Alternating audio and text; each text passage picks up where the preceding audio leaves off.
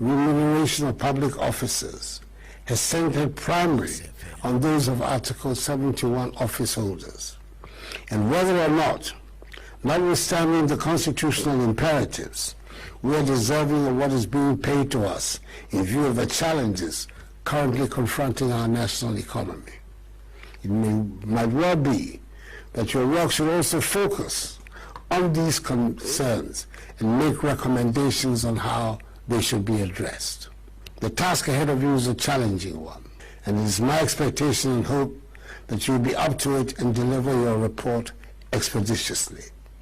You have my full support to undertake this assignment, and I assure you of government's assistance if needed throughout the period of your work. I wish you God's guidance and the best of luck. Conduct relative to elections, has he evinced some level of unprofessionalism when it comes to the policing of elections, to the best of your knowledge? Because you spoke within the context of the conduct of elections.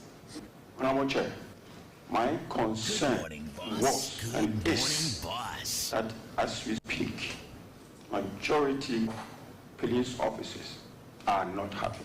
And if these same people are those who are going to police the elections, and remember, police officers, they vote, their wives vote, their children vote, their mothers and fathers vote. That is my concern. And so you were unhappy that with the posturate of this IGP, your party will lose elections. Is that correct? The statement made, yes. Our party, is that correct? We lose elections. We are unhappy because IGP's posturing wouldn't inure to the benefit of your party, because the interests of the state, matters that are of a public interest nature, they are about security issues, etc., that veil is pierced. And before this honorable committee, the veil you had has been pierced. It no longer lies within your power to the issues we are raising, issues that discussions you had with Mr. Buri Nabu. Those privileges have been taken away from you with the greatest of respect, Mr. Commissioner. So let's open up and do justice to the issues. You want to answer my question? Chairman, yes, I agree with you. But I also have the privilege to decide whether to answer questions or not. All right, I acknowledge that as your right, and not to self-incriminate. Yeah, so well noted. So we shall proceed accordingly. Now, you again stated that this man sitting up there will not help our party to do anything. Which is your party, if I may ask? I'm laying the foundation. Chabas, will you protect me? My learned brother, the colleague. You are duly protected. You are duly protected. Yes. So he's just gleaning meaning from the recording. So which party? The chairman, I'm sorry, I cannot answer this question. Good morning, boss. Good morning, very well. boss. All right, 93.7. Good morning, boss. Welcome back to the show. No, so about Pausima Edia 9 Insia.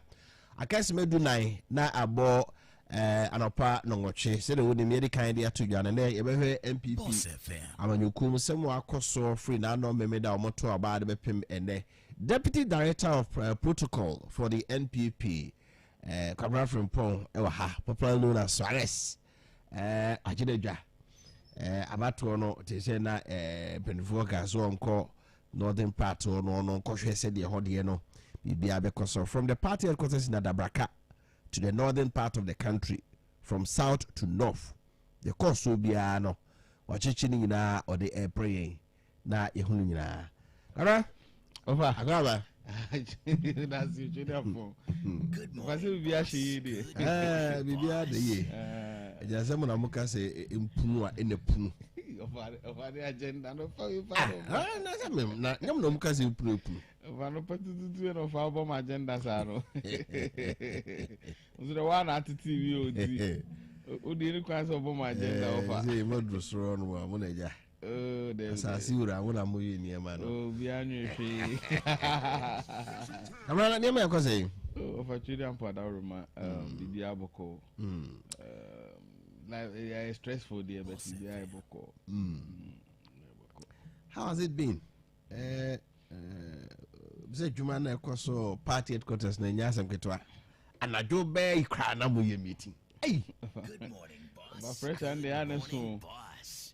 But it's Mama Shasi and Mama Chia, your national chairman, you're a pastor in 19.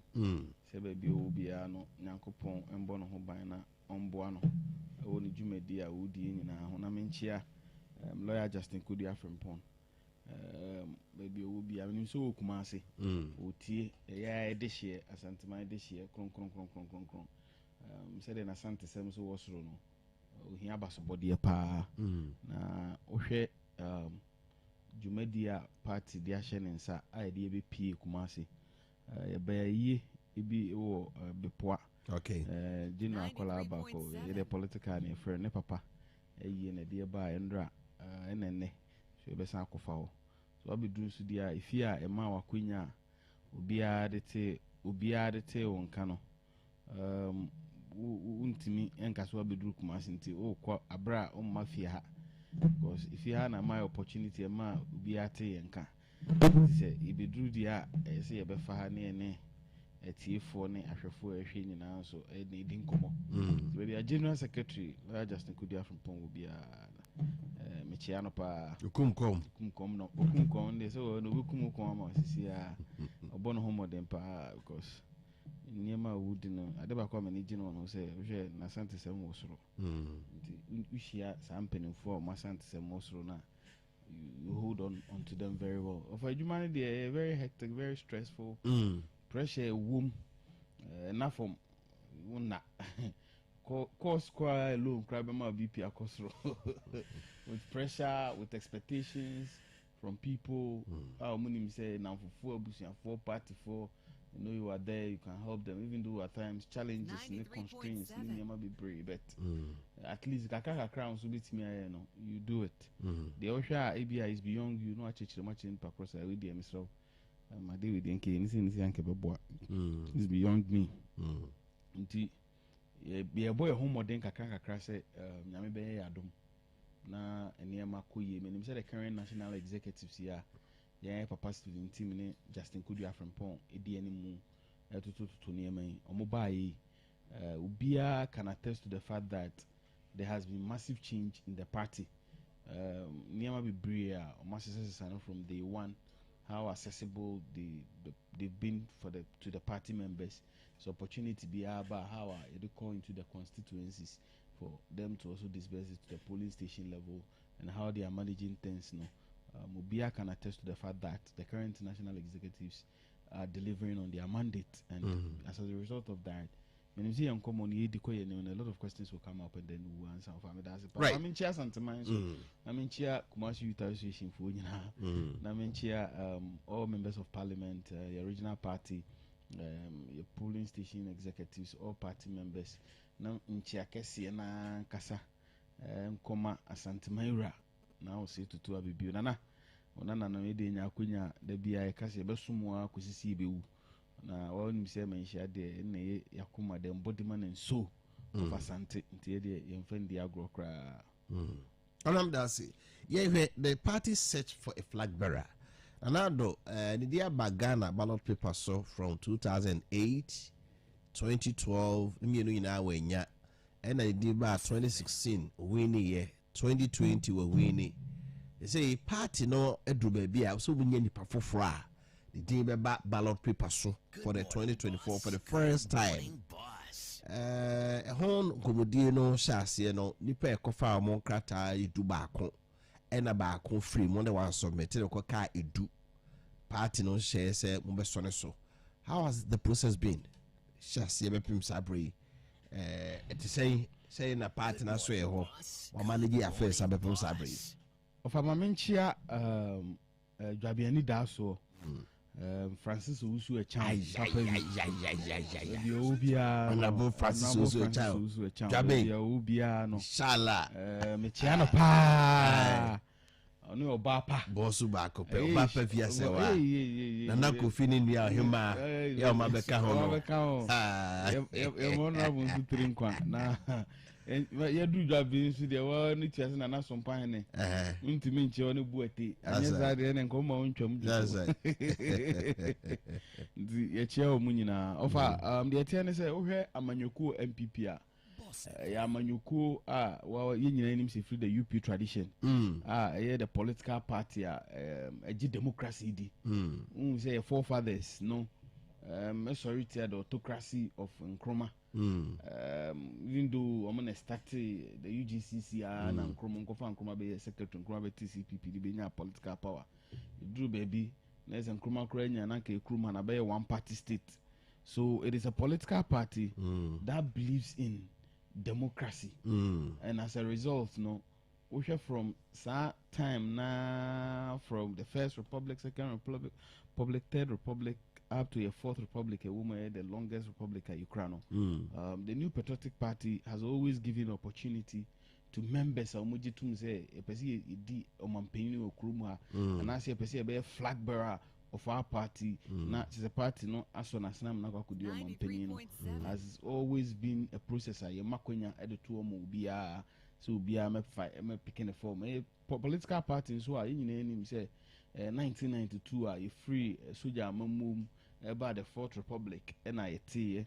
The party is a party a ejitum say democracy any kwan say do be show be con a form for na chusu enipa omo ayeden omo pe nti so hwe ya in the 1992 primaries a no na just 1 month to the general elections and no krampo no party bi akwenya to ho say party babia who jitum say person be a flag bearer of the party no pick nomination contest and at the end of the nomination no any past 6 and a KOFI in the 1992 just a month to the general elections and the party meeting decided say aka 1 month to general election there and the nkemfa obi nipa ba konko na ne o wini awa we no lusu awa lusu enti party bi akwenya to ho in the year 1992 general elections Emma enya any past 6 omokofa nomination as at that time na ohwe ya Professor Dubois, Dr. Jani Selby, John Kufuor, former President Kufuor, Dr. Safuedu J. Addison, John Kwame Kudua were nipa 6 ekofa formed omoko elections we no na delegates ekwakoto aba na ye over 1998 no na say Professor Dubois edinkunim omato ama Professor Dubois as the flag bearer as Ani Selby so John Kufuor bae na from there you lose I trade a stolen verdict in the 1992 elections. You lose a trade stolen verdict even a boycott to the parliamentary elections no be a would tell in the 1992 South time no na bano yentu ni echem ye to presidential no to parliamentary and sana subsequent amendments by a tuning now once even you lose elections na echo the 1996 elections no on the 20th of April 1996 abino the New Patriotic Party as the opposition party no esa de akwenya to ho say ye be call elections into party ma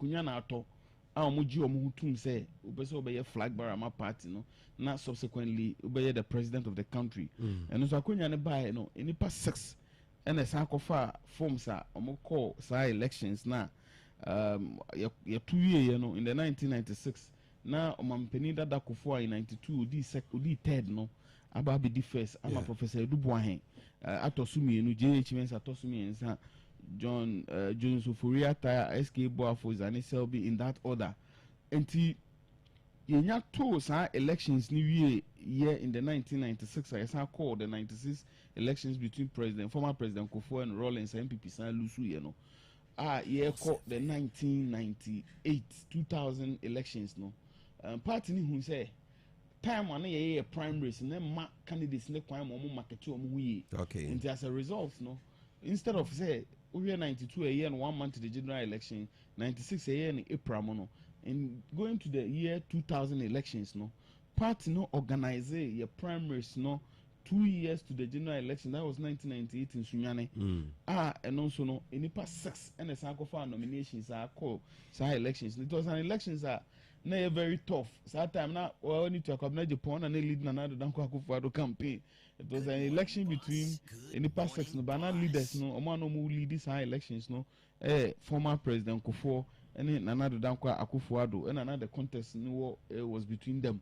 Now, 2 years in Sunyane no, former President Kufuor delegates ne to abana man man be di nkunim man anado tosumi no Kofi Kunedo Apreku John Kwame Kudua Malika Lassa na JH Mensa in that order na yewie ye na to sa aba no wi na anado Danko Akufo-Addo age microphone no we hear how intense that campaign was now oje microphone anado e ka kire delegates and obi o hu bia na supporters say they should all support candidate a party na yi no na party na edi nkunim enye individual na anya President Kufuor na edi nkunim a party na edi nkunim, so we should all go out there with a united front na yenko ye adwumaden na ma party ni nkunim in the 2000 elections and Nyankopon Adaroma ye de ba power who say ye ba power because President Kufuor was the president. He said the year in 2020 man another Danko Akufo-Addo man popular acclamation said he should just go unopposed and then become the flag bearer. But President Kufuor exited scene no in 2008. In 2008 no yeah course our elections no in 2007 a nomination beto say party India Konya to say now President Kufuor exited, so we need to get a new flag bearer and a leader to say the na kosu ye you know yeah the opportunity ne to ho ema party manyina no ye hu say enipa mako edun wotwe which is 18 and a kofa nomination so on context that elections but ye to omo ye vetting any bibi awie you know honorable Nkrabi Fadate no a deputy minister for interior and MP for Brekum party no at this party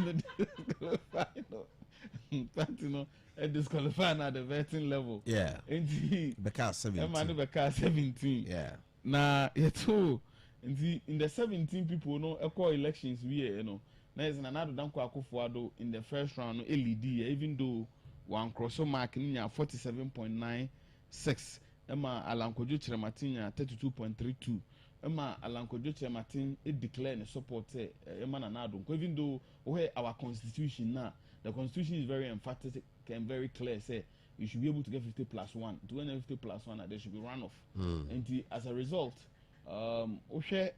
Nanado Danko Akufo-Addo and Alan Chirematin declared support to Nanado echo the 2008 elections.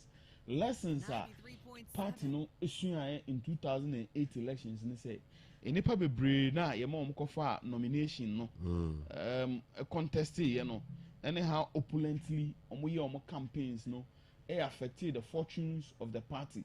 And as a result, and then they did a special electoral college by and they be no more friend super delegates no. I got to be men day and the even 2010 the near 2012 elections no party there Queen Beto no we got party ma a sanko fire a call sa elections na Nyankopon ya adoma nanado party to ma nanado boom e ma ni bedi nkunim enti 2014 year 2016 ena inya nipa 7 a omoko peke nomination say person be the flag bearer of our party here first super delegate Nanado Danko Akufo-Addo edi nkunim massively no wa hu say na inya Nanado Danko Akufo-Addo Alankojo Chirematin Honorable Francis Adenimo Jogate Kofi Kunedo Apreku Asamoah Boateng all these 7 dignitaries in the core by 2 years na Kofi Kunedo Apreku ni Asabi have been knocked out of the first 5 Emma Jogate any Adenimo bo bracket and the brackets na and ye bracket 2014 you the same thing but then no so far the difference was that no because almost also third ninety na say Kofi was am ya about 5th straight but we know e got also 5th then the commotion no aba ama ye hu edi ye to sa elections no ewie ye no you hu say 2 of them declare support man Nanado Danko Akufo-Addo manko elections ye the call the main year Nanado di nkunim Alan ba ma Francis Adenimo ba ya Nana Addo subsequently became the president. After say Nana Addo didn't kunim year, no, because at that time, Kromo organized a declaration of First Sunderland Park, Accra. At the end, more Alan Kojo Matimi Nako could declare support. Mom say everybody, all their supporters should go out there and campaign for Nana Addo to become the president. Nana Addo be a man popular acclamation. He said, "Yedi ababe to sa elections we are." Yeah. In fact, it has been a very tough contest. Lessons have been learned, and also we had the current national executives now, because we want to break the 8. Lawyer Justin Kudu from Pong, and then Chairman Stephen Tim, any party penning for no setting up the elections committee. I wish when you say about the presidential election, APPIAH Constitution Article 13 is very clear. Say the presidential election is managed by a national council. And the National Council is the second highest decision-making body of the party, apart from council.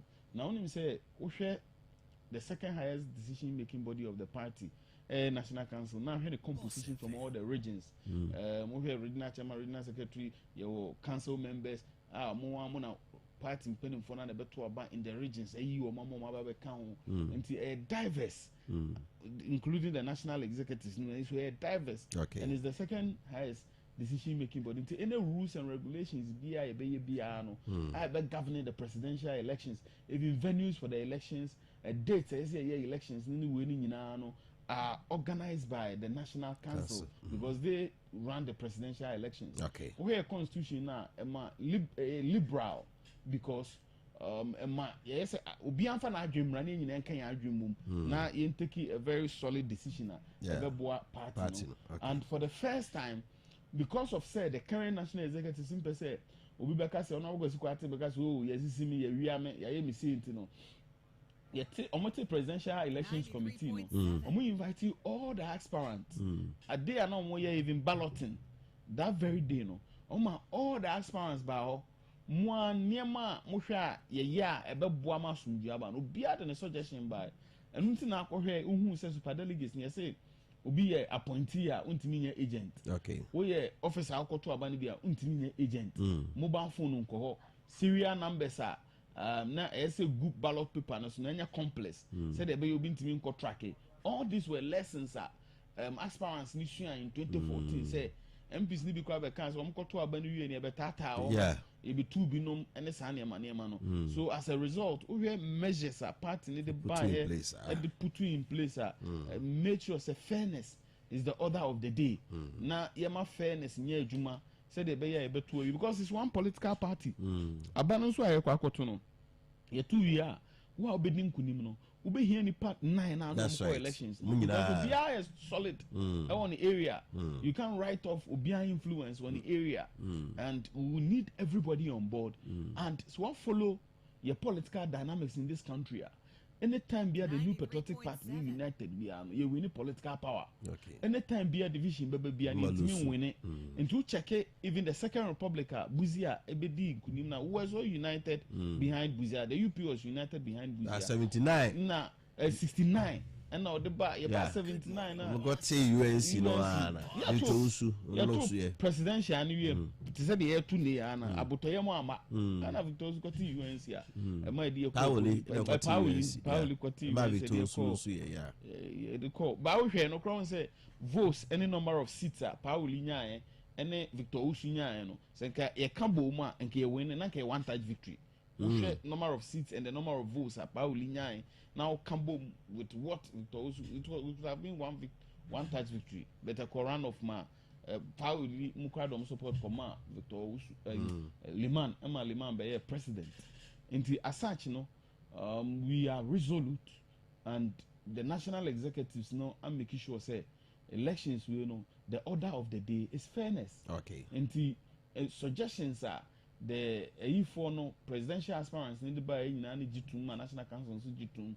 Even Thursday before Saturday and Sunday, they met the aspirants again, agreed on principles on how the election should be conducted. Issue a normal person kamotono fa akono. How did you receive it? Saying I'm a general headquarters. And my main commended lawyer Justin Kudu from Pong and General Secretary. I mean commended the national chairman, the party leadership. Share a modest suggestion the buy ideally yaka so yate committee but na omo assembled national council because national council need take a decision and we share for the first time in the history of MPP see a national council ni invite flag bearer aspirants who be ready no must invite national council of elders. Okay. National council of elders even though their national chairperson now Hackman is supposed to be part and their secretary who is Kodua Ferry. They are supposed to be part of National Council. No, for the first time, Omuma acquires Omuna part in Penny Funto Omumrebi. And before that, the National Executive Sama National Council of Elders, no, share all the aspirants. Okay. And no mudin komo TOBR no asem and making sure okay, then let's look for solutions. Tianyan then the case was referred to the National Council where the aspirants want to be nasi ubi be making the case. And then the contributions will be able to petition no to council because council must take a decision on it. And as such, we should counter that day was one of my best moments as national council because and course I really enjoyed it and my issue and be okay because we should say honorable at the end of the argument maybe doctor you are free. So sorry, I'm Bruce Derry. No, sorry, we shouldn't penny for any contributions. I know more now. In fact, I learned a lot that day. And a do baby crowd to me say, nah, passions and emotions had gone up. But you have to manage it. It's you know, say argument. You see now for me quarrel, then you vote. Okay. And general secretary, Eshema Tosuaba. And the council will not take a decision there is binding on all of us because the second highest decision making body of the party. And the on BIA and the argument in area and could you put Safuamo Kabna Japon, you can see how articulate away, how to me a can asem. In fact, it was one of my best moments at National Council. We had the counter argument, the counter winner, they're nice. But a will say MPP is a political party that believes in democracy. MPP a political party. Uncle Kase, the party could have decided, okay, I'm going to buy a Jatum, and we'll be intimate more pencil and come back and you buy and cry and find. But the party made sure, and I invite them across National Council, and they are seminar show. And the party could have just taken that decision. Ama, be any who was in Biaka. We share for the first time. Adia Bakokra party Nisa yeah, na a san sweni was say. How Bonnie here ready 1 month to their elections. Okay. And they been see that unprecedented. At times, if we walk around 1 week, if we walk around here, elections ground, I've been out. The diamond original executive at Saturday, Friday, I feel and Saturday. Yes, it be a dear batch. If we walk around, if we walk around, Bona, you're the Bemano, Oba do ground, so now Bonnie different. But this one, Adia, the current national executives near ya. Omuhia abasobodie pa say abona yede kwakoto abano was readily available 1 month to the general pools. Okay. And in fact when so share on say some of the for candidates no crampuno or more objections are not omo some of the candidates no or more objections are no omo nyina no party no emo address the buy. Okay. Emma corrections needed corrections and say koso nyina no the party na nka say ye na chinchin na chi the necessary corrections na even the Thursday before when omo nyina start na say any easy and a balloting so easy na bibia they involve easy and a ba obey na nko say e be a party penny bi woni interest nti okwa ko chinchin bibia ma bibia ko ye bibi nti omuwie na album no ye de call ye no. And you see candidates no esan raise another argument say onsenka eba as the regional special delegates conference na ke regional party na manage but candidates ni bi the argument by say because some of the regional chairmen and the regional executives na shown face with various candidates in it, they want a neutral hands to come and manage the elections. And for the first time, no, the elections committee esuma enipa 1111 in all the regions to go and supervise the elections. So the elections was between EC, police, and the rep national de beba. Okay. So every regional executive you come as a voter. And to me say yes, my cause Savannah region Damongo. So be I am share regional executive. Yeah, be uncle teaching my mom fonsa because people had already shown interest in where they belong to. And to me say in Savannah region, me anopa me drew hono. The day before me drew here no. Myself, the regional police commander, the regional EC officer, director no, any share and me busa or preparations any niema or my any so far, and then they all briefed me. And to me some suggestions ni niema na me maya ye no, me ma me put in place. And also yeah my accreditation for the voters. And at my end, one thing I'm here was that when I give you your accreditation, me can register. And the register no compare EC register no you could do any police who say the same thing. And ma every agent be every aspirant be as one for 2 agents mra. So at my end, me ma baako eko share say we dey oko share elections no so no be afa baako mra. Ne be hu say accreditations na me dey ma no. Delegates near them and non-delegates. Yeah, the accreditation in Sumawa, regional crime officer no accreditation no more code. You also bar code you know also. Ain't about regional crime officer no.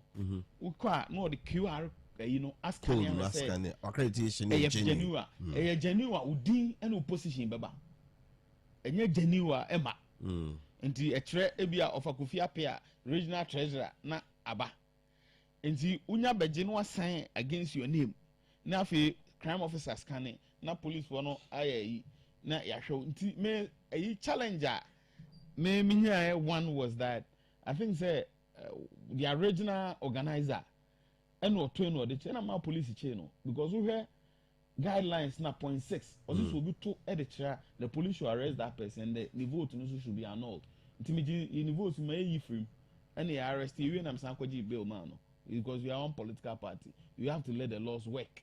And I did it. Me some people from when I did not tell my because hey, but I'm can't say you have the mama. So here to perfection. And we be a koye. Okay, say you tie.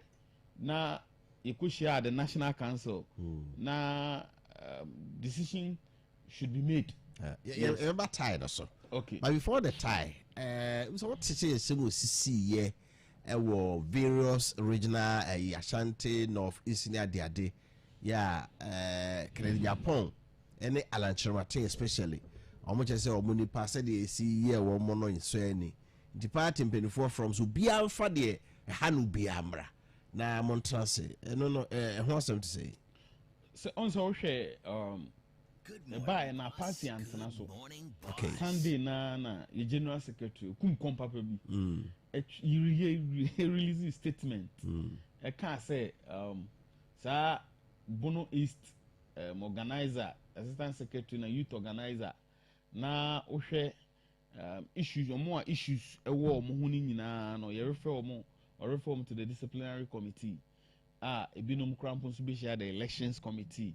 Because elections committee is organized, so they also need to, because I say almost a report, a regional secretary and the national executive committee, and they've met them. General secretary has referred them to the disciplinary committee, and even at council, you discuss all of these things. The challenge be of course when they say some of the regional coordinators, no, maybe are not more reports ni me do yet. Unlike me say. You Saturday na Sunday morning, I send them a report to the court because that's all. No, it's not Kubia because no, I got temper with the report to the Zania. And I know that Endra, Omotnas, the elections committee, Emma party baby Alquinia, one problem, Bia Alquinia, Sebra, never one send to anymore. And they were also reviewing the decisions. Reports nearby and on any of my capture woman if your first release no young capture woman so you'll be there that ABIAH okotu at the chair you'll be invited to come and face the committee now reports new year they will send it to the disciplinary committee committee recommendations on the baby I know so the National Executive Committee because say offer young crackship ma a near month to 2 years 4th November no it's going to be a bit hard because 4th November me crampo de me fan say the superdelegates, just like the UK Conservative Party, 3 phases, no. The superdelegates elections, no, was to prune down. And no company numbers, so how chaotic it was. So looking at 276 constituencies across the country, and then it be at the regional, if we're better to say one cracker ship now jaima then kotos is going to be harding because commotions are because no one have harding, but where people knows that Odibonenas were part in the running people be careful, and it's just about what he can to elect unya tom print ewie no because go attend so how I did abanya to you can we ya akwesi apia ya to awie honorable meboa aban of agovi ye nya to wie ne kan untimi nya wo wie o ye nya declare aw utiate untimi nya wo wie bibi kan wan kan ye declare we ya kan we no enti abato keke, and it's an elections that ye nyina kwako yi leader ye beta na chi ni ye de na akọ the 2024 general elections akwako dinkunim, and that is the thing the current executives here say, okay, let's hold the parties together. And yema enkoye biano should be ironed out. Na yema ebekoye no so no. We should just commend it and then move on with it. Adia bakunso the current national executives ni say and say on so far problem ni encounter you call the 2020 parliamentary primaries with various albums no. Into the general secretary, the national chairman, the party leadership no. Put up a team. Across the various regions. Across we album validation. Okay. On say album be a constituency generated the region. Our region they call national. You will be systems so online. Some of them be component has been tempered with. And this mano. The team has gone throughout the country. My album audits ni be area meaning say at the next national council no. General and the party no will present to National Council. Now for making it available to all aspirants. Okay. Because said the Beya wouldn't say these are the delegates that you are going to campaign to. Then quiet to say be our now to say don't get Yamudia or Modi ye papa ye papa Kwabnado for Dimbi is one elections being of course no Granani Dinim. Yempe Sani Mano MPP Democratic Party. I jitum say kabima min kabi kabra aspirants no be chere say penifo asem penifo ni nyina scheme in favor of one candidate headquarters or multi-task ofa say obi ka say obi scheme na menti asiye yo because at the party level party no ayo party leadership no and manage party no ayo obi adia and am ka say for the first time MPP amanyuku no guidelines are yede koto aba no the inputs of candidates no was even more than the inputs of the party omo nyina betina obi na obi anso ntimi nka say guidelines fine every election there might be 1 or 2 incidents but obi ntimi nka say guidelines no nyina agitu mu a de ye adwuma no yamfa anya adwuma because I mean guidelines now would I have the energy to go to Savannah, original organizer. No, I couldn't have done that. And the party at the national level, is an independent part organized to get a leader. You never turn a chair, Juma. Ubien scheming, and Untina, Oshaya, Arbon, Senkobi scheming, as Arbon, money available 1 month to you. Said Jake no confusion. Now corrections are Fabrani and Yenina Jatu now Quakoto. And I see our elections are Ogokaku Drabon Crowd campaign is different from Arbon Quakotoaba. But this one, everything has been free and fair from day one to date. Unim say, even Honorable Kennedy on Hene Japan, 2 days to the elections, about the elections committee in Abaso. So Majuma on my yeno, SONI, they've been independent. So bit now. Na okoka ebi ayese onim and I say in an election bi obi abekono amanfo person mo kansem eye niam bi to just to the advantage of their candidate obi enu at the national level no scheme. Fairness is the order of the day. Fairness is the game. Until yenya ye we are, it is up to you to go to the delegates na kwakoto aba no and we no specialized delegates are who need more crowd money be. So just go to them, campaign to them. Omutie wansem no omotoma wa. In unim said in UK Liz Trust first phase in the UK, you know, about fifth. The next phase, no, about also on almost 23. Last phase, never mind. I see all phone in about betubino. No, a honomu 2, first and second. The current prime minister or this week.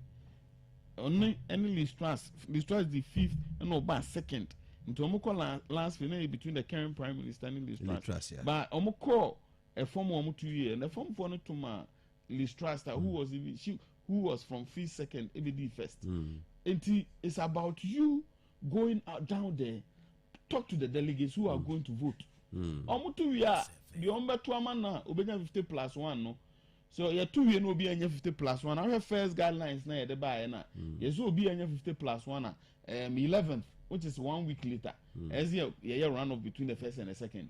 Now I say MPP bukulo no ya bebre dodo. Sadia mobe kamobe to no chain. Is it necessary? Say be a tie about 5th position. Just a simple toss will be. Fair near Sakotoba and Ebuache Jako or true teases. Say Ade na National Council members and Kwana Kotobra 900 and something I say at all. No buku no ana mode ye dwuma peace MPP kan was buku kwana mode boom of my mention what you oh say okay I was a torso if you are this office is here okay see national executive if you want to criticize oko torso kwen say see akra e ka say do torso kwen no support on about kwesi apia to chia kwen style bi say dey be on about kwesi apia who share the national executive the national council no we are in a composition now. Region be our representative at about. And the same number saying, what I say, it be Ashanti region of 47 constituencies in 47 constituencies in the national council of the Nipa 50 neighbor. No, the same, and it's across the country. And Usha, just to break a tie of a Nipa Mino or maybe fifth, no, you make it more simpler and more easier. Say, okay. Senka ye call national council meeting no enka party betimi aka say ehona national council members into abani infam break it time no wa but which will not have been fair because as all those dignitaries na involved so that they will be aware say their destinies are going to be determined. Now I'm going to say ombedu ana ye baba to we into we nkwa na fa call for issues ni problems we brain there be. But national council members, who are composition now, the second is the decision making body of the party. Did not only right to say Omega so many better. Yes. Rather than 900 and something. Yes, they are right. Because it's just to break the tie. Just to break the tie between the two. And now we have constitution article 13 9 now. And my OTS say your numbers na so to man number 5. And the party could have decided any 6 in uncle. But because of yes. Bema constitutional yes and this we are saying the answer when say decision be and the will take reference will be made tomorrow when the same challenge comes and until I be president yes and until now 2014 year to regional basis then e be no call like aspirants never call it people made precedents because you're to regions into yemfanko until now the national council members no empese ebe kwakwet ye break your constitution yan fa buama no that was why in TSC break it time because break it time the national council members no are all members from the various regions are eba beto saba no ye highest body no ba beto na come dia break it time no and do share on the national chairman Krampo issue statement or explaining why that decision was made of us right they say we enya masochna no all is set for November 4 exactly yeah feed the when you top 5 no exactly be top 5 ye did crew no ashe back on sir exactly means also be constituency by constituency yeah definitely and we definitely be constituency crowd there enye region ebe e crowd and the people be to domina be 208,000 hey ebi wo mo na ya fa ni say no me hear breakdown no yeah to say police station for dos pa so we had the composition of the national two super delegates here it's not even 1% because 1% that can be 2,000 yeah and the we numbers they huge and honestly hono na so wa nyi wadwuma yi amwani anawa one hwe a ombetimi dey asema for wase and you need to work hard. Don't be just don't be complacent. Just get to the delegates, go and talk to them and omo make a decision on the said 4th November. Ye nyina say kwa akoto duru out to ya po baby akotra na ya hwede ebesi we are the ebe declare no bia so won na dinkunim bia no. We all go out there and just go and campaign for the person to become the president of the country. And the most challenging part of for MPP ne said okay. Why on the first one be ka omunyina boom. Already atete bi no mo nsem o mo ka mo ahwe ye be kwa akote ho ye be jai minimse bia mo ye mindful e mo trim say you need all the aspirants and their supporters ansa na yakọ 2024 ti mo ye bibia so obia hunu say okobi na anya yie na say bia esisi no. Exactly. And until now from day one no, the national executives now making sure say fairness is the order of the day.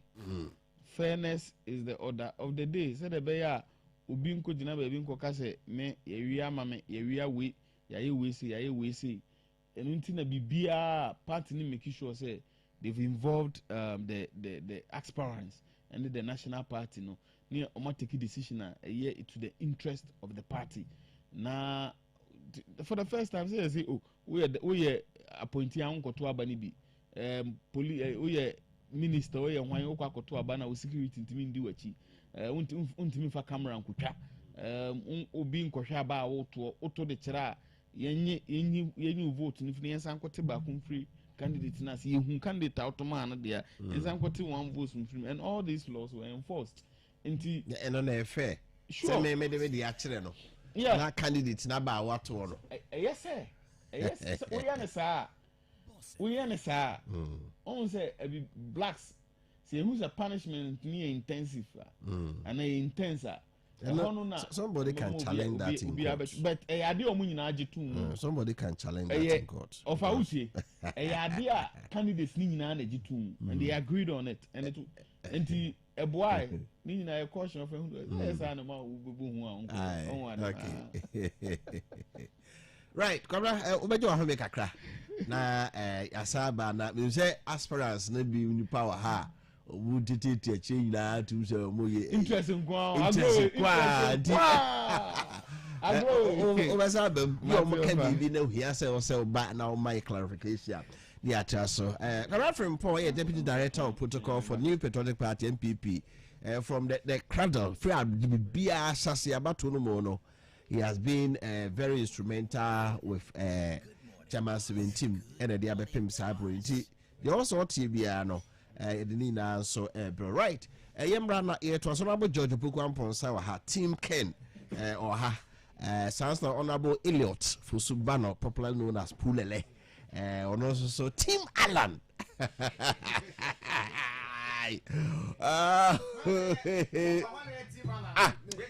Munina wa cross carpet. Ebi across carpet. Me say ukasa tchem na so tata na so chat. Sa. Tata no yenkrofobia agro. Chat ni obidi. We say Honorable Pulele we he. Na so ye dey. Me say wo say Honorable Pulele ye dey. O de ono aba obeyi ne ho ano. On kasa ma no. Utimi kasa. Obekasa ma ho. Jese na o chiru mo. Honorable Thomas Ejare also a Team Alan or how Honorable Kosiapia Team Alan. Honorable Pulele so across the carpet on country me. But and the more cross examination. Honorable, only breaking news. Meaning breaking news. Are you? Breaking news or something? The man of the moment. Showdown. I'm breaking news or something. What's on country? Then I'm the man of the moment. Showdown, man. I'll give him a showdown. I'll come a corner. Meanwhile, I'm a breaker. So cry on. What the cause I we cry in Yamangwa. We are no. But your mic no, me ma wakwaba, to cry is a carcassa. Auntie George Aquaba, yeah, Rafa. Also, I say, Yamangwa. Honorable, when you shake, Miss Anwa, also young Rob was happy hour. George, Memo akwaba. Memo akwaba manko. George, me ana me nua pani no, o de manakwaba wa. Ona akwaba. Yeah, Dova. Na ho ye de. Nyankopon adom. Ye nyina ho ye. Ade ne ye wawa. Menim se Ghana fo nyina so ho ye. Ye tiefu so ho ye. Alam fo so ye ho ye. Ade ne ye wawa. Me nua ketwa ne pulele. To da bia unze we de fatemi o. Menka so nya high fever. What said what can we? Unya high fever, utimi cancer bia. Oh. Enya yi. Ti nyame ya adom a osi for mam ne be kasa me ne nkasa wa. Sir. Na so be sanaje. Na offer. Dia so be sanaje. Dia me pesa me kan say. Last week na me ka asemi wa ha say. Yenya 50 out of the 950 votes na ekoye na ebe me nwa. Na nyankopon adaro me etimi enya 95. Ye de na nke pesi efrim. De ye nyina na ye ka 5 no.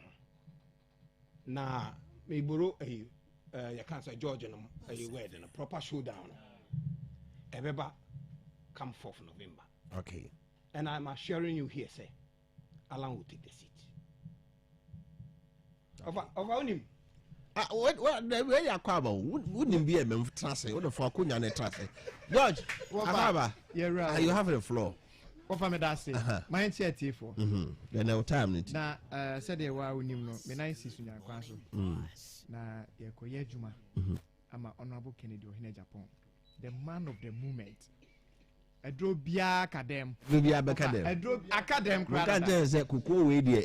You for mumai. Kuku a Ghana for hwehwe say enya kuku we dey do mumai. Hwe.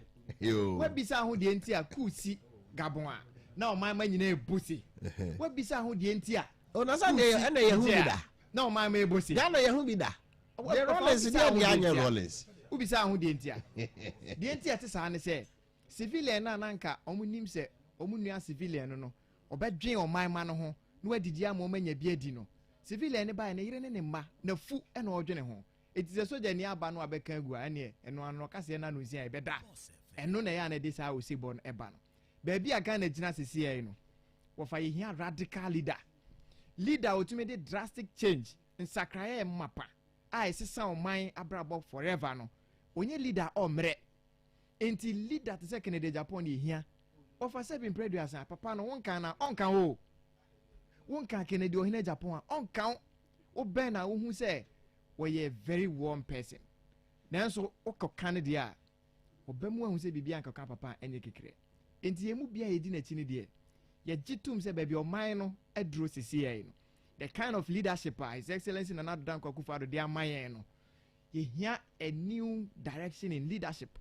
and that direction no nipa obetime de akomu no eye Honorable Kennedy Ohene Japan ofa de mame ma me kasa kakra bi na me ko enanu ya na ekoto aba ye koto ye no ye to no at the regional level said me backward na ka say ye sheda ka say presidential elections committee members na obi anko region bi na onko ye adwuma kwabra wo ha de me pese obeboa me nipa presidential elections committee ema ne corner of east no amane ben no de bebo national council and the presidential elections committee no wo fa yesi aba no ye nto no ba bia APPIAH north east nko no ye koto ne dam dining hall ene ye koto no yesi aba no police for ne electoral commission for nko ene wo to me on the ground and so north east regional chairman and some of his the executives no wo mo na eye in charge e wo ho ye koto aba north east ye to aba no ya bro alantrematin Honorable alantrematin ni agent ama nani hu pram moja gu na tade fitem ma ye nyina ye hu bi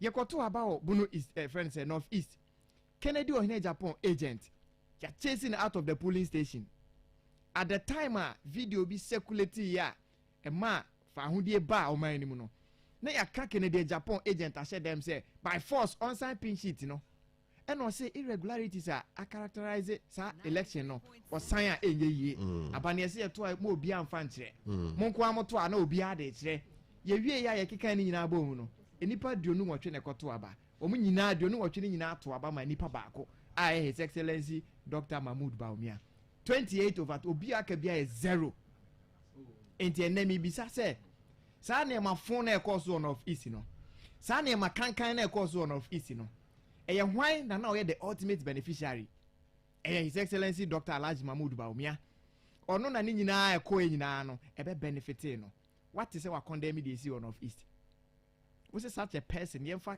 ɔman ne nyinaa hyɛ ne nsa na only di yɛn nkɔfoɔ sɔrɔ am sɛ na onye ntikyɛmu ɛna waka nkramu ne Christopher Suma bom da bɛn na Ghana ha Christopher ne nkramufoɔ kɔ ntɔkwa a obi kɔkan abom enti ɛnɛ yɛ ka sɛ wonim ho a nka ɔsrɛ ɛmporɔ wankasa wo kurom a yɛto waba no hwɛ nneɛma ɛsi yɛ nyinaa akyi no wankasa ntumi ma abɔnten mpo mɛkɔndɛme yɛ just because it has endured in your favor enti ɛne abɛgu kɛntɛmu no deɛ ɛne wo na wokorɔ no ɔkwadu saa na obi kɔka showdown de aso nti bi da me MPP communicator all die be die ɛno koraa no yɛ defend yɛ etu wo ka kyerɛ me sɛ obi ka showdown de a ma me defend ɛne deɛ nam kwan so ba no sɛ ɔmo ankasa anim deɛ nam kwan so ba ɔmo bɛma fairness deɛ nam kwan so ba deɛ nam kwan so ba no sɛ yɛmpene nnɛ yɛmpene kyena ɛma obi nkyinkyim mmiɛnsa me deɛ mekasa ma no abo Kennedy Ohene Japan menkasa ma any of the aspirants na yɛn a yɛ support no abo Kennedy Ohene Japan no yɛsɛ nneɛma a ɛkɔ so sese yɛn no status quo no yɛpɛ sɛ yɛ sakra mu yɛn forget about MPs a wɔn adidi ame a wɔn adane nantwi no ma wɔn atu di yɛwura Bawumia akyi a ɔkɔ a na wɔn di akyire yɔ nanu yɛ na nipa about close to 90 MPs nya akokodo bɛgyina TV so se wɔn bo ka kyerɛ Ghana fo nyinaa sɛ Ken Ofori-Atta wɔn mpɛ no president say oh mo ma me brɛ na onwe IMF nkɔmɔdie mo ma me bɛɛ na ɔtwe mienu miɛnsa metime awie na IMF dwumadie no kɔ a onwe di budget nwe yɛnya appropriation na afei nka me take decision besi nnɛ saa MPs ni nyinaa ka ɔma no atom yɛte Ghana ha na ɛbɛtɔ odwa sɛ saa MPs no ɔmo akɔgye sika na nke nim sɛ ɔmo bɛkeka ɔmo ho akɔ so agyina ma me ehu sɛ ɔmo yɛ principled na ɛnyɛ sɛ sika na ɔmo akɔgye enti besi nnɛ na ɔmo akɔ ɔmo no atom candidate a ɛyɛ Ken Ofori-Atta nom na ɛyɛ sponsor push no ɛnɛ saa MPs ni nyinaa kɔdi saa candidate na kyia ɔfa dɛ na kyerɛw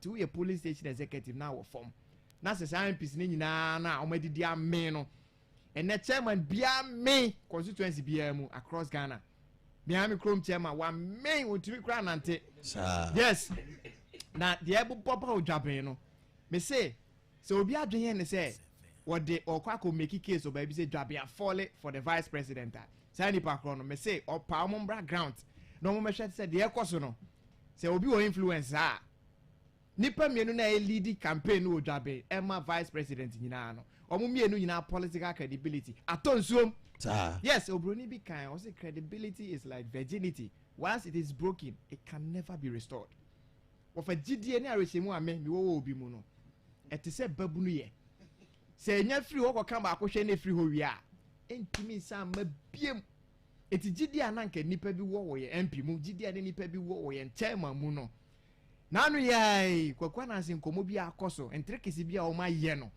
police station executives nyina ni ehu na o ma so ate na o ma se o mkokro moti hweta say on the 4th of November showdown ebeba so it is also obi so on the showdown was in a transformer banner onhwi no nkotare ho obi so on the showdown was it o te ben poa showdown no so much them say onye say on the president or he said I'll give you a showdown wo fa ma make asem tiro be primary school na esrem ni aba mu abi te ben ye e wo Dwaben Estate na fe ne Jacob me refi ne esrem die Abrante hu mi anu aye ne nsase ya wo nani ase akere me fa wo se obi ye ne nsase akere wa obehu chese boy ni hia mi sukwan so a mehu na mewura nwuram na wabesen ko Sabre Estate ni atu atunsuo tube na ye de to no ekura me na me twetwe a Jacob ba o pia mi si nchen na waje tube no no ato ni so wi a na waso na okọ ansa na matimi akofa atubi me ko gina aduane ho na me todoko na Jacob beduru ho a je se me gina nchen mo no beto wie ansa na maba wo fa ye bobo a me ma ko gina me ko hwe bi no ba bia me gina na ho na Jacob so obe gina hwebo ni bi je se me sorry free ho and one day me ko school na me ka share me mate bi se jo akwa bi ade a wo ye me no wo se ne ntinyina woni ne tigina na obo a next time wo ba dwane so timi bo na next time wo ba o title enti ehwa na me se mate di one day upon school na me catch madam say Charlie ene ade na hihye adwuma ne ne ko gina Methodist Park boy ne so call Presby tie dina ho anche hwese kwabrane wa woro na tade kwa gu no no fa wo hwe we de na eba na afi makoma bokim Joshua George wo bua wo betimi na ko tie dru wa ko ya ro na tade dada wo fa na mi mi school bag na de ma jo na mi hia na mi masa na wo de bia hia me na we se chem no wo pese o kire se ehwa na ko ya koto o ro ne mpabo a hwa na to kekere no fa se ni munye du wote se me a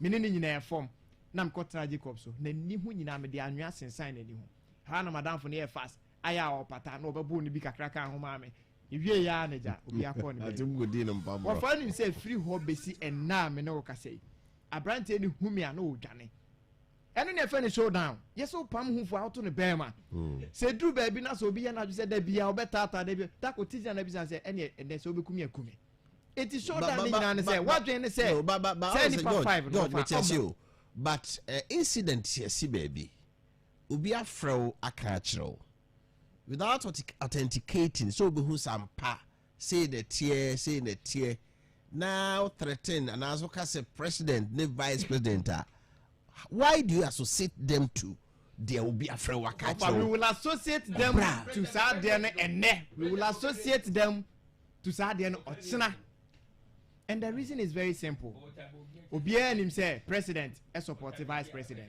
Me and Hamis or support vice president. Party National Council name penifo a eye adwuma Presidential Elections Committee National Executive Committee ayi omo ye adwuma no. Ye nyina ye nim say omo the fairness eye adwuma. But ni nyina mu no se BBC na president kasa sam penifo ni nyina de obo ni ani de ema. Nanu ya na ye be call election. Sam penifo du ana ese omo call primaries ni bi no. Emu nkono se abaye nyina yen kohia na ye noso na yen to ne baabi faako baako pe wankasa waye te se bi abanoma yese abanoma pensu dodo a abanoma dware ese o sensu wanyare so ese ne ho bonti abanoma osore a ohunu de onye se onware se onfa ne ho sa ankoda nti on de also on de we indecisive no we see the party impenifo beka bia and a party impenifo beka nyina no ye hihye aye dada kire se yen to obia the origin. Can we blame him for that? Yes, we can blame him for that. Because oye strategic leader. He could have found wisdom in the non-penifon chrono air can say. No, I'm not the minute. It is not always that what the majority say is the wisdom. And I make say, say, because the party nation share what that say, ya be ping, ye no origin PM. It is a don't want to cast this time the NC no.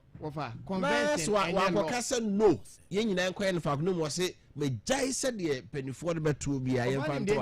I don't think he did anything wrong. Onim de nti a o kan sa. Dabi. No onim say. You can be in his mind. Na said yes no na yes asem si na dance ni who dance in this. And what dance nyina ne say ono ne home region nko a na ye regional. Candidate bia enya 0 no ba na enya nto sa ba no. But the end say candidates is here now you pushia na yes saka na de no a ye turn regional basis no. And now on the mpenifo take decision on the betu bia. It say me busa kwabere kire say asem ne ba na say mpenifo your president say de ye no sa na ye no. Ejebu ona so hu say bia adwena ankobankom a na ya to so aba. The ono can say party mpenifo ne nemu hihye dada nti ye jama mo no. We are blaming him say one me support 9 na aka no say ye no centralized. You can matewase ba me pese me kire say enema esi ye after say sa decision no ye gitu mu no e na abe confirm ye mu bidie na enim we tirim say it is all can say no region bi anton de na say ke by na de ka na say dem ansa ono no onim de o pese o ye nti on ka say region bi anton de to ndo o say dem be bia so ata say e na de ekoye ye ni nyina so no a ye de na ye against the wish of sa nipa nkron penifo nkron no a favor or no besi na me ne o ka say ontimi ma abonten me condemn me de si ono ane backyard no wo say ye nyina ye ngintum say sa nipa no mom beboa NPP a onye nyi mu abra ono ni kromfo a kire say party na e ba no eye omo na e ba ma omo na nye obi foforo bia aka bia enti wo fa ye kan ne e de akire obi a otie bia say NPP nye obi adia NPP nye president Akufo-Addo dia NPP nye vice president Bawumia dia NPP ye minua CY ne Kwakubu Achenom ne Jabe mabunu na etie Abiba ne Kofi Bob ne Kofi Bugi nom da man ho. Akuduanom. So what I say. Uko your friend say youth organizer. Who ete nom. Yeah. Omo na party ne omo dia. Me a meti hey. Uko me farms a. Omo ase be minti ene omo nsoso nsa call man no. Na we ne yire nom sa no. Omo na party ne omo dia. Now we are no abetena abeka tell say by virtue of the fact that we are vice president intino. Chinchina I was saying na ebi di wachi. Eti me de make say you anu support honorable Kennedy in Japan say. Baby o mine drew. Ah ye nya hu say yen problem e baako. Your problem ni say mabunu nya adwuma nye. Enam so nya adwuma abonsam bo panti. Bonsam abobbo mabunu ni bebre pa ama dane pa renfo ama mabunu esi apene wo man no.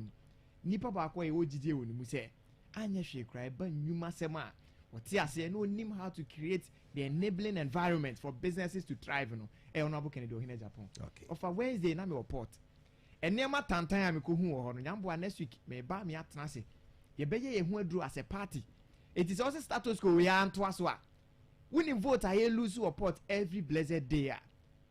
But because at the end of the day obi benefiting no. Ye nyina ye din ene etetare ho saa na ye kwa na ka na ye team na driver e die tumrika record ye to ye hu se wanhwe ye a ode ye kwosha amenem enso ye se ukobi wa no kokasa se ye na kwa no tum ade enso kwhwe ase a na mate nya driver ho no osua kaka enti se de odwanjanya ho ana ne bagina so ate ase okay enti ye mu bi de ofa ye wogidie se ebredu na ofa me de ma no sie ma menchia menua CY of ANANSE ne maame penny free mu e wo kasem okay drabefo a kotai na chi ma okata ne maame chi krakra enu ma chi sika sanyina yenya siwa se ochia mu nyina na odamo ase pa se wo man ne hu se krobi asante kotoko ka se obi a na chira pa ni pa foforo ne pamma no na enano afa mo yema no wo man ne hu of abedas right kwakudu aso so tio city bia December semi ma ba no ujirem ya Kwantana electoral area sit na uja to no osako fa befi ina ase mami ko honorable pulelo honorable go say to wase unya ne nko baby you don't have nowhere to go once you step here no me ona makwaba ona bekasa ama no wanyini onim kasa obekasa ama no adana Kennedy form unity mi kasa to aso oh say ne George is nice kwan so a woko itina me ma na so George ko be me ko be wo ma Kennedy ni ba kwa kasa wo sa ma Kennedy ni ba kwa to aso edi o da nya abotre ana bulele ofa nice nyamya so wie nka o de rade be ye bia wa de kwa na Yesu ofa ana bulele wiase ade chia yete asem fufuro asem fufuro ani echi akosa piantieti ame dan man kanasa na until so o platform ya so na me breaking so na breaking news breaking up news papa so be nya yeah every ya pa brashon Paul Kramwa showdown no dey he bi anwa me say why showdown na ne touch me if so far Bible say Australia ni ne koloni edin so ana mamu nya dolu se de nya edin so na chechiri bibia. This is the time of my Ghana no here disciplinarian e kwa be fa so be tutu nyoma na bibia be ye adwuma systems no Obama Obama ka say ma structure systems ni adwuma very good time man nyina ye adwuma of I do know say honorable Akomprenko Kennedy so the president I'm telling you every sector of the economy no be structure system be ye adwuma e be there seems some of the institutions connect televisions so na ni pa na mo ye adwuma na ye can newspapers ye be adwuma ma productivity ai aba adwuma no fa so aba de be aba so nti no me hwe sa nyama na o say me de who is style of leadership na to me no one ma dwene ekọ benkrom pay for sense so growth pen to pen and I want takra sense so de be to boom them free say me de ho born line na e be boa but sad decision no whereby I decided say yenko delegate what they call super delegate elections to me media I must be frank and you me no dim come say me pay honorable his excellency Dr. Baumia so obeto asubim for some reasons if he say be odimate no the driver na kwa mo me oni nyina ne be bitimi akwa bom nya different messages they are come from Nana dan ko kufa do abo adwuma ya adwuma but who say no ba ko medu anto ye Chanaman anto ye no man no ko delay NDC for no obe capitalize on that unim say honorable sorry his excellency Dr. Baumia ebe flag bearer NDC for ehia hwe bi o ehia ne count megaphone basis so on the public address system basis so no must start it when the fundamentals are weak there's it will expose you Sanima na mbeka you now know we know the one can asem but you first ketama pro Sanchim no mbebo abekika obo confirmation center akobo voice no so nu masem no ensan ma nyina ade be eda ho e be hwe ba bia sebi e be hwe economic indicators bi say bi interest rate no san e fa na eda na wo so na wo yi economic recovery what do you call it economic management team odano so all these things no e be ma yenya ye hu nsam bebre ade be balance na akọ cabinet ono so chair finance committee it mo mo party no mo a omo free dia ba na ye ho how can they escape say yenka ho very good enti na ala me ba me free ala ba but on ma ko gambe busa said that bay na cross your carpet because come on immediately after super delegate and then say what doing why who say ala popularity in cover man exactly and I mean say ye papa akumpreko surprise you uncontested bidder Patriot make an say it means no man human na why ye papa akumpreko na achievement say be no I am a party no I am a nation nyina it means say human na why ye no atobi penny so 132 people with all the Cuban's advantage to establish candidate that's what me pulley 40% it means say Bafoma I'm telling you and I'm offer one ma if it be one for Canada ma yen to abo one for Canada abo to abo o sister station be the full in BOSSTV the chance no we hear sample people of people friend na almost make maga say 80% o I all from grassroots ni nyina say ma for Canada ba yen to aba it we share sans we share some ko ni nyina na ne o say nyina so timi call ne ko bɔ ne chidom before say to ya chitafo na ede be ebo na aboga be kese so an hu nwi nti ko kan no abo credit ho na ne hu nwi ni nɔɔso na afei timi nkɔ from na nya adwuma na nyame ya aduma e fa okurum di abotiri mo no na Ghana so fa na tuma pemfra it is otia I know say anyimo be news I stop presiding member yeah Bulele Joyce team Kennedy we me defecto was my nimanu anya adwuma ma ala ba na was sport man hey but say publicly need it means I'm going for Papa Kennedy akompreko ejapo but ni nyina nkamfo ano panfo se funtu frofu denche frofu je ben e frokro na mu e change so nka saboti for fankudi nyame ya adum so nyina ye ka bonu ya aba 2024 elections arena de it's NPP mko so na Ghana ya de be afa ne ntuma pa efra de bia me kase NPP de sebi NPP apratete no na che say NDC amusa ye it's a call elections we be break it na it a compare ko ba ne nyina ya ka bom ya free team Alan for no ya free bo achaja akuti obi on ka mu nyina ya ka bom mama compare ko come I'm sure ade bi emu ye de yes a compare ko I'm all for Andarutino I'm telling you and then the politics shock mo Good morning, boss. at a point me farming ko America mu and then yes Donald Trump ba say ya he's a businessman I'm all for rule of when the boy also Donald Trump here the president I'm telling Ghanaians so be out person this time who change bi wo na system no onko ema honorable compare especially oma to ahene sign for no more from no for you hwa de bi sesi ye hwe asetem no fan to aba papa president ko for ba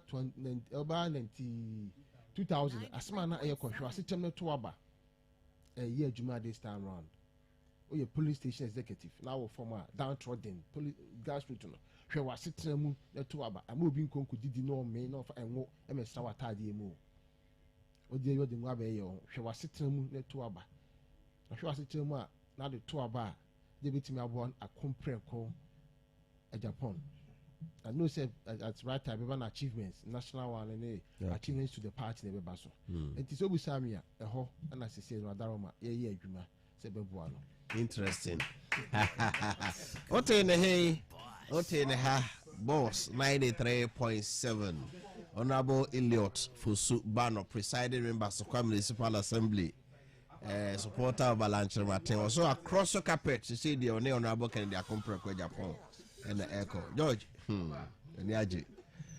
And I'm going to say, of us that concurrence is where you back or the boy any back with Sacrana. Above from people. Oh, so you're the boy home. Oh, that be and I said Bible in a kind. But person me say, Crobia Santa Cotoco since a man for crap, I do not say for politics. It's about numbers, but I dare say it's about positive numbers. And your numbers via You do I hope you say Nanka, a year will be a can obey declaration. We can say, many say. As so quite presiding member, assembly member, no, where then a problem, Kuwait a problem, electoral area. Namasa, no, say we MP crowd was quite. Now bit the MP, now pull the answer, Emfa. Not such a person about camper. Let us the mood do or the dome there, but the criminal white there, Ben. Kulele mwakwaba. Honorable Ken Tim no. Ya jiwa wa. Solomon Chibuasi akon a stand supporter of Kennedy Akompro Japan. Or said that's all. Otie we Israel, Holy Land. As a crown also. Or said that's all. Kofi penye. Ozai. Eni penye. Ozai. Kofi penye.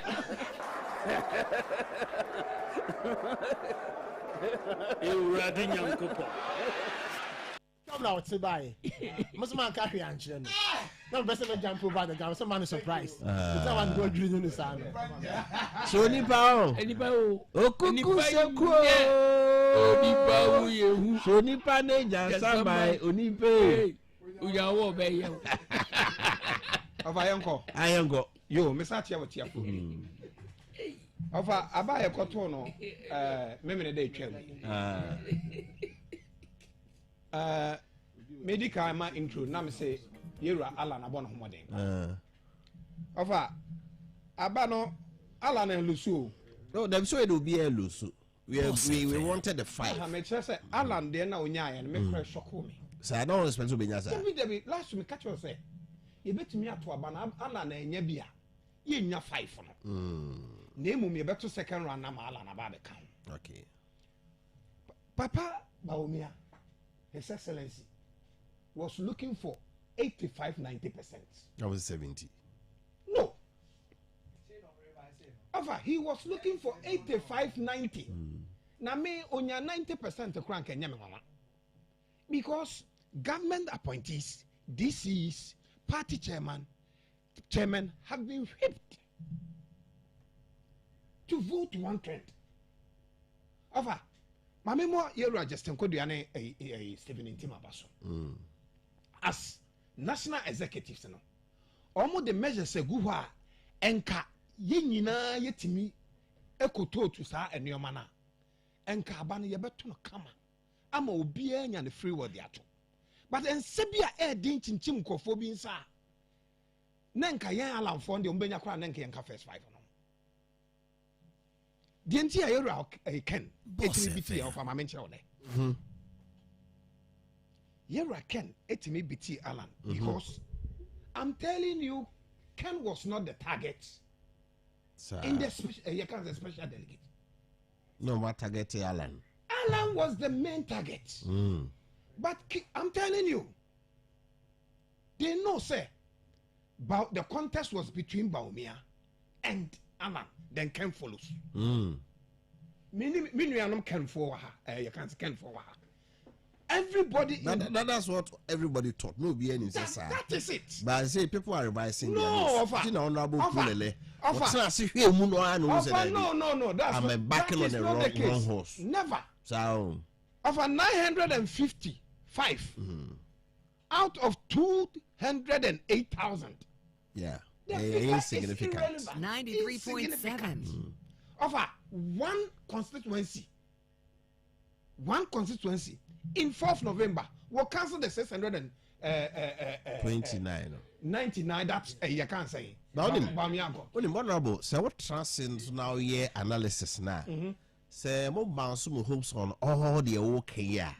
If you be do on the cancer for because all here the no air chrono. Woman dear say we money very very insignificant compared to 208,000 no. But nipa we no moto abano role ben no be play various constituencies about no be koso ho. Because you have DCs, you have MPs, you have ministers, you have CEOs, and those people no money na constituency biano they are on the ground. See, me ye polling agent. Na me kode nwuram koye campaign. Good morning, boss. Why na me buafu no? Amete ameka se. Dia me buafu no ye CEO a. Wanya position na me friend na won fa biem. Okay. Dia me buafu no ye MP a. Me to abama no koye campaign man na me friend na won fa biem.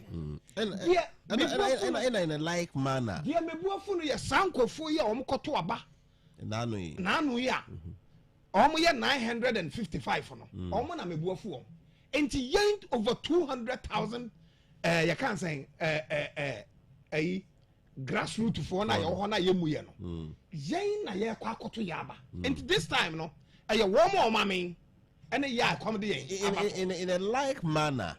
The Onosia police station executive, the electoral area coordinator, ya first scholarship amane ba or dini parko immigration police near far money adeno or no so wo sampeni fu bia or no so nim say woman nombe boabe of entina manka say a grassroots for na yakoto aba no ye nyina yakoto ama ye candidate me see ye eto aba no one constituency a de ye benya na betimi atwa 690 no ye betimi atwa 690 see eto aba wo ayeru aba o me akrum o ma kire ya de bi ne o ma kire ye ne se aba ne ye nto no tribal nice ada no man to ba kwa ma yewura Kennedy no man to ba kwa ma alankojo chematin no man to ba kwa ma preku no mu nyina to ma ye omkrom ni enti se so ba ka kire me se aba na ye to no sa ne ye mena ne no ha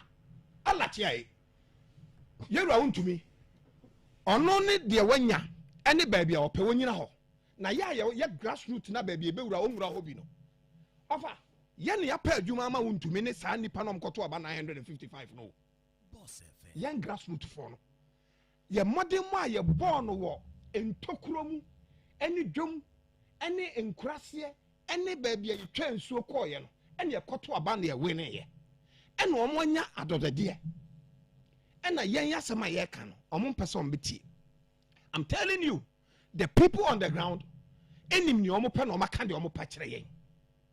Enti mo for some fast support me share kon because at the end of the day no campaign kese no na beye. We want to break the 8 and we want to break the 8 with Alan. I know say senyame ya adoma ken so magic senyame ya adoma na ye fan one toucher we go ya fan one toucher ye nuanom kem for be ba be boy not from alliance at all. Ya form da ho. The can so kwa na mo so some maternity. Ensisa ne sisa ampa. Sisa ampa e be bo ho. Ova. Ensisa se sisa. Make a tle come form te ase. Ensisa na se sisa yen ye be ba be bo am. Ye say be the case you. Enti se mo so ye de ne be mu a. Mo me boaye. Because with these two people we can break the 8. I'm telling you, Alan will win. If not, Alan Ken will come. But I'm telling you today, on the 4th of November, after the voting, no. Na say aba we di he. Nsa aba ya kwa kotu e di he. Say ade aye rabomia. Enya. Me kra de me my expectation obenya less than 80%. And this number na onya he no. Ye bubo wie ya mete ye no. Over I can't say akakabensam no moye na bontin. I'm telling you, they are not happy. They are not happy. Of unim say abana ye to no. Team Alan so you happy. Oh, I'm telling you. Yeah, you're very happy. Your team Alan him say we can see the not baumia be. But can surprise overtaking no team Alan it's also not happy. The entire can be here. No offer it's rare can influence our parliament can influence our parliament and I said na hunahuna kakra odi hunahuna ne colleagues na wo ho no obi esuro se oto abetia ken na ken ho a ono ne election duru ha nti say alliance o ke kan ho na say osuro do onim se oto abetia no na aba ne duru ho a ono ken no so will fight against that person for him to lose his election now for abaye ba beto no obi enim se Ashanti region will pull votes for Alan.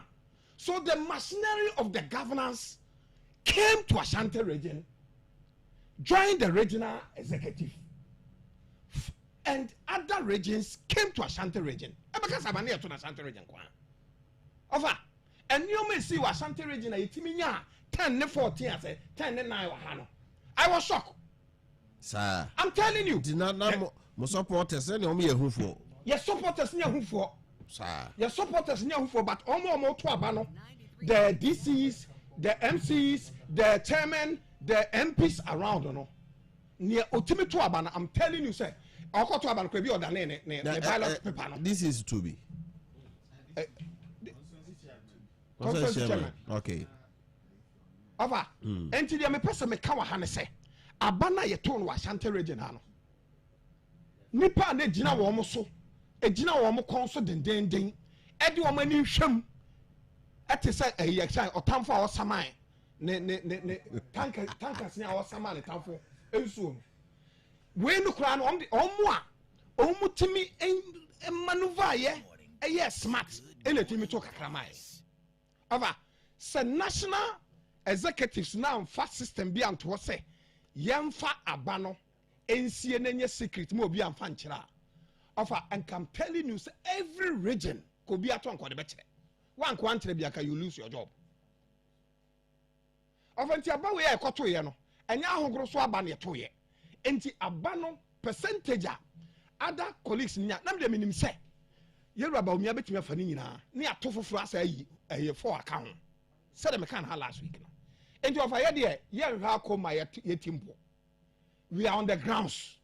We know say come 4th November. And young for front ye betu nukrumha. Na me no na beba betu nyom no ha. Over so they only me say, "Master ma mekano nya de be fanchen." Last week me catch you say, "Ye de ye pese ye free 5 num." Na inshallah e den 5 ne be bem. Ne ye bem wie nso a our strategy will work. And to say no, you started your man offer from next week no, mobeti and can ye. Now, many idea was so quiet or consonant and any Saturday. Share. And I say, I want to die. Accra. What's in the Bahu? Any penny, sir. Any penny, sir. I don't know. I don't know. What Macumas What's on the Bahu? I never to the other day. That was a true abandon. What be a woman? Was he a true abandon? I know who said may say, and then you are better who judge it. What Debbie? No, who judging? What's us and come out in Medino? Yeah. Or who said near Massy, sir? Oh, yeah, be further that was it. They are baby, you open when you'll be jeopardy. Any budget? Coffee, Papa, I'm watching you. Many then free. Don't pass ever through a home.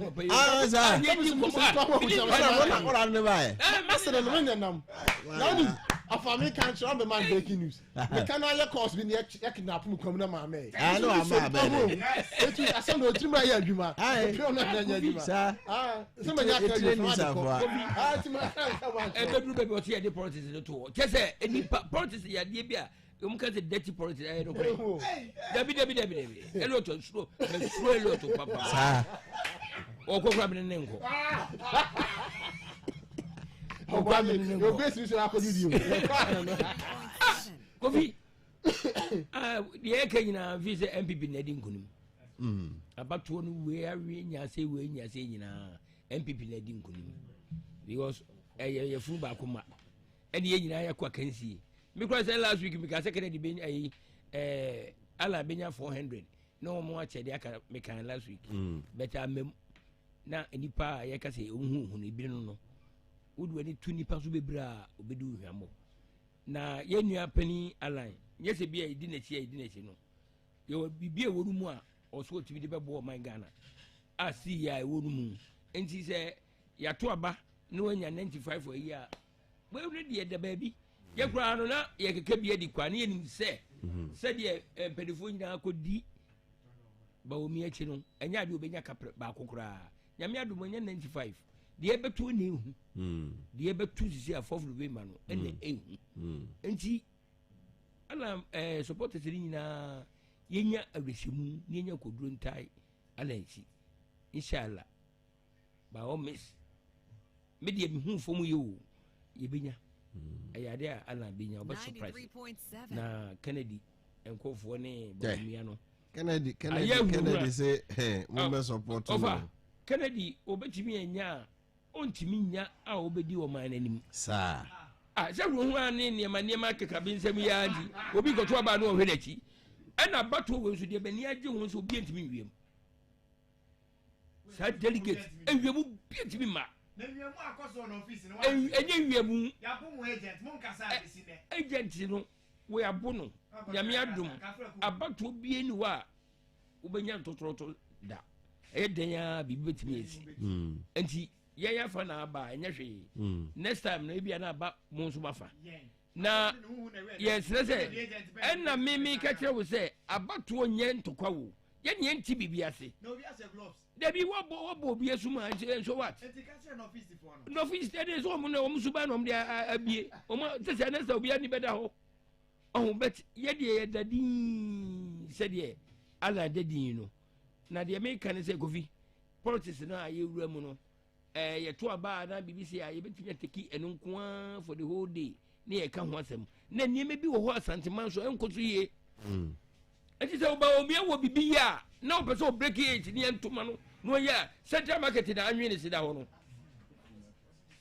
from market na anwe ne sida ho no enipa de gu pa mu o enipa de gu race course ensu oto na ebo wo mu awie no mu timu o ma me mu ena ma babubu dwa no sabo so mu beye edwa no ena mufu enkusie ena efa no so pese break it ena onya 620 ena ye den no onya 630 be say edwa no na hia central market edwa na da ho no a ye hu de ekọ no enu na hia